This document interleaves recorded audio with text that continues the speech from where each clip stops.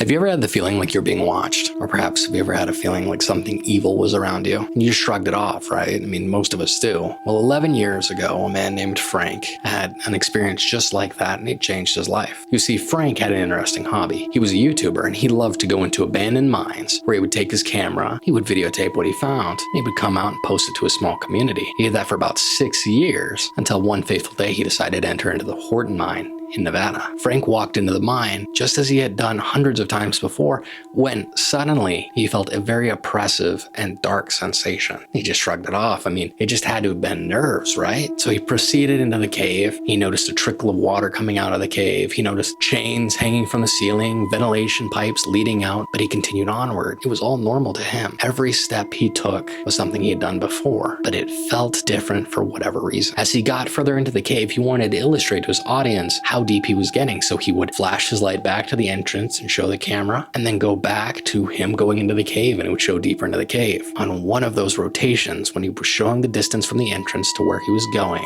something insane happened. He showed the entrance, and when he rotated back, there was something moving in the view of his camera. A large metal chain was dangling back and forth, as though someone had grabbed it and whipped it through the air. But it wasn't Frank. Then he knew he was all alone, and suddenly that sensation that he had felt like a brick wall. He didn't want to keep going. What the hell was going on? So Frank turned around and quickly made his way back to the entrance. And perhaps that's a lesson for all of us. The first sign that something's wrong, listen to your gut and leave.